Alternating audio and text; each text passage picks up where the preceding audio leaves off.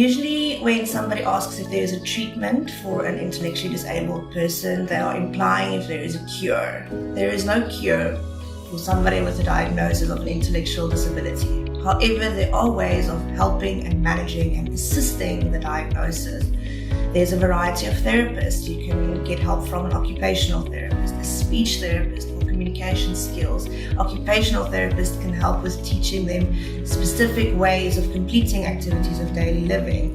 Therapists, psychologists, psychiatrists if medication is needed, because sometimes it is hard for them to control some of their emotions. And to get something for impulse control, for example, could really help that specific individual. So there's no treatment, however, there is ways of managing and assisting.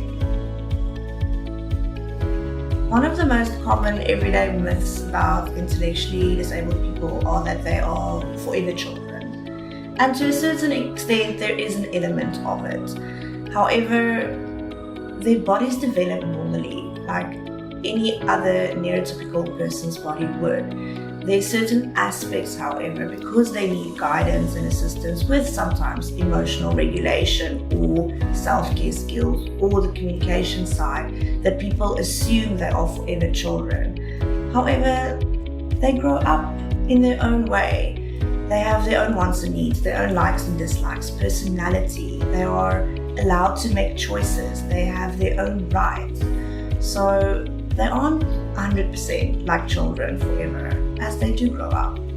So a common myth regarding intellectual disabilities and the managing and treatment of it could be that they only look at the IQ. Because the IQ range determines how intellectually disabled you are, as in the severity of it. Generally, people just look at the IQ, and that's the only factor they take into mind.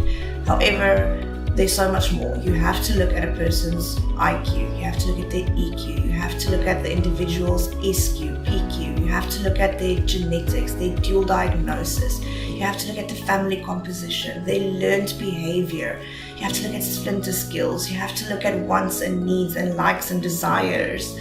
So when working with any person with an intellectual disability, there's a lot more you have to look at than just the IQ range.